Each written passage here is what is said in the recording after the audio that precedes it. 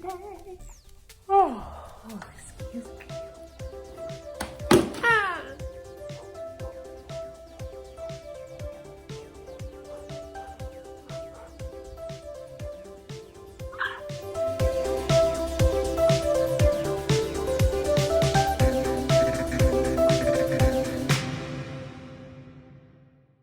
Hi friends. Hi, welcome back. I'm Elizabeth and this is Reading Riley. Cheers. I realized I've stopped saying y'all. I think I read that book about the Michigan murders and my Michigan just came right back to me. I don't know what it was. Today we're going to be discussing my favorite fictional characters, and you will see that I absolutely have a type. Which I didn't realize until I started putting this together, but I guess the more we know, the more we learn ourselves. I just made that song up. It was awful. I'm sorry. Oh, I'm trying a new setting. What do you guys think? You like my fire? It's so comfortable right now. It feels so good on my back. Although it's actually really cold in the house because I had to turn the heat off because I'm filming and it's loud. So this is like super nice. And I got a new teacup. It says poisoned. Ho ho ho. Okay, so let's get on with it, shall we? I want this video to be short and sweet. And yeah, so I'll start with number 5. Number 5 is Rowan from Trial by Fire by Josephine Angelini. This book I read before BookTube. I never talked about it before.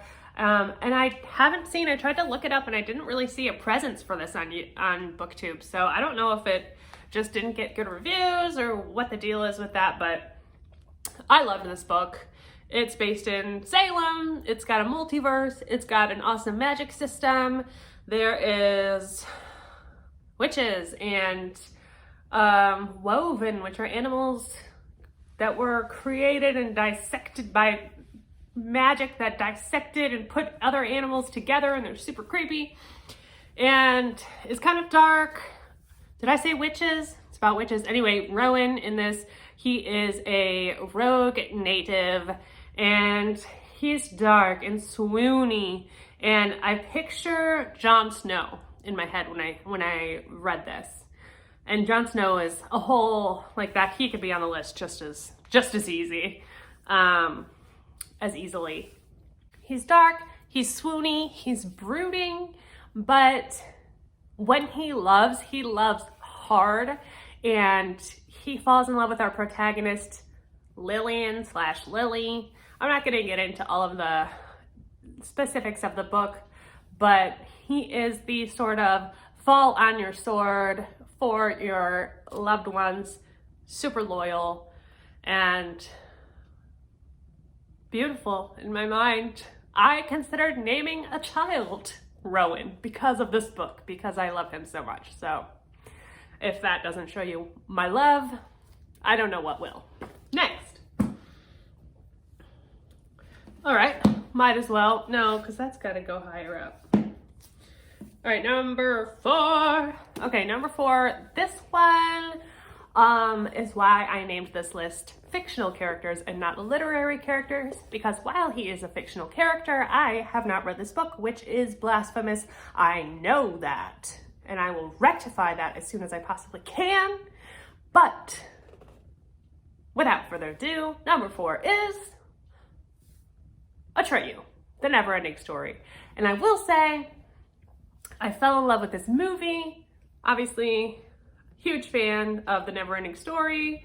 But I fell in love with this when I was a kid. So obviously Atreyu is a young child, as was I when I fell in love with him. So it's not weird. Let's not make it weird, you guys. He's our hero. He's gallant. He is the hero of the story within the story. And he is trying to save the world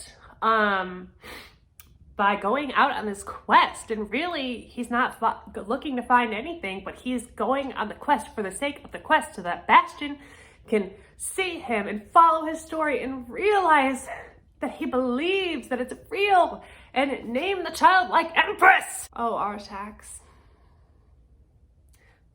Can we just take a moment of silence for Artax?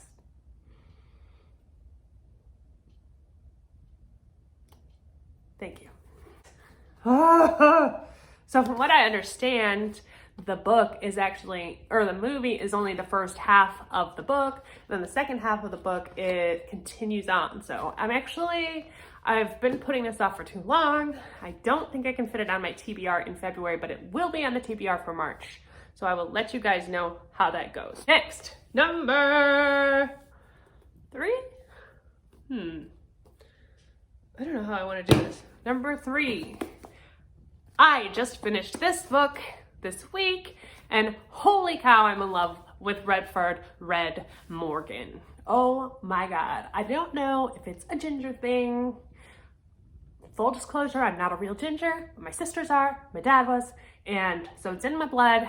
I don't want to hear it. So, Red Morgan.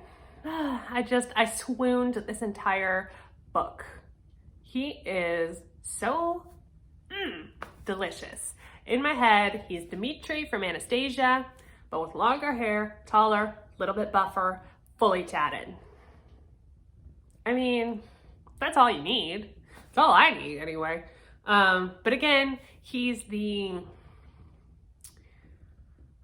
overly loyal, kind of tortured soul. He will do anything for someone he loves. He's thoughtful, he's caring, but he's also got that kind of tough, rough side. But just kind of knight in shining armor, as far as I'm concerned. Redford Morgan, hi. I love you. I love you. Anyway, next, I am going to go with number 2. This is an adaptation, kind of. Loosely adaptation. Loose adaptation. And let's just come right out with it. Number 2 is Mark Darcy from Bridget Jones's Diary. And like I said, loose adaptation of Pride and Prejudice. I mean, the gallantry, the snobbery. Can you hear it crackle? Nice, huh? Something about a snob that is misunderstood and actually a full-on sweetheart and just doesn't quite know how to communicate how he feels, but he will do anything. Fuck it, let's go to number 1, because you guys, you have to see this coming. Pride and Prejudice, okay? Mark Darcy, we have Mr. Fitzwilliam Darcy. Both played by Colin Firth. In my head, they are both Colin Firth. And in this one, in the BBC version, Colin Firth. So they're the same character. Stories, very different, although it's supposed to be loosely themed, like I said. But Mark Darcy, Colin Firth, and Mr. Darcy, they represent one human being in my mind, and that human being is the only human being I could ever need in my literary life. I mean, in Pride and Prejudice and in Bridget Jones, there's a misunderstanding where I'm just going to talk about him like he's one person, because it is. Where something goes wrong, he's been rejected, and yet he still, even after being rejected, does everything and uses every resource he has to make it better and to make it right for Bridget / Elizabeth, because he doesn't care if she doesn't love him back. He just wants her to be happy, and that's the only thing he needs to make him happy, even if he has to sacrifice his happiness of being with her. It's so important for him to look after the people that he cares about and the people that are meaningful in his life. And even though he can be prideful and socially awkward and shy, underneath this facade is this humble, caring, beautiful, kind person. And I love him. Love him. Just, I may cuddle with these in bed tonight. I'm not sure yet. Anyway, that's it. That's my top five fictional character crushes. And I have 2 almost made it. And the first one is Prince Poe from Graceling. Again, I have an absolute type. Let's just be real. I mean, there's nothing I can say about one of these people that I can't say about the other people. The only one that is slightly different is Atreyu, and that's because he's a goddamn child. Next runner-up, which is not actually a runner-up, would have been on this list if it wasn't a spoiler. Still don't know if I want to say it.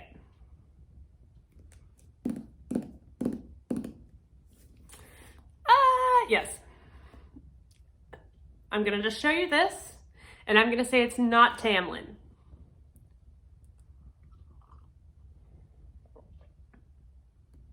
Okay? It's not Tamlin. Do you know? Do you know? Do you know who it is?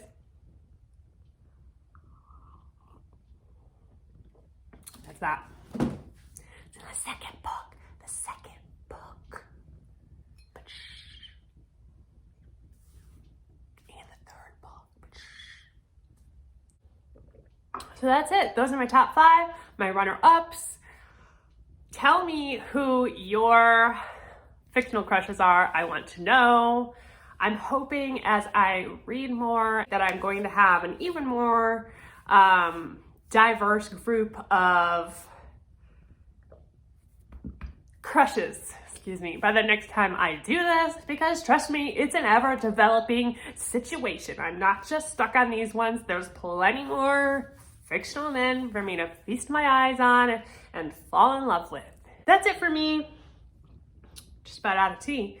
But if you guys are still with me, please do me a favor and go down below if you haven't already. Subscribe to my channel and give it a like. Write in the comments down below. I want to know who your fictional crushes are and what are some good ones that I missed, because I know I missed some good ones. So that's going to be it for me today. I can't wait to see you guys in my next video. And please remember that life is short, so read Riley. Cheers.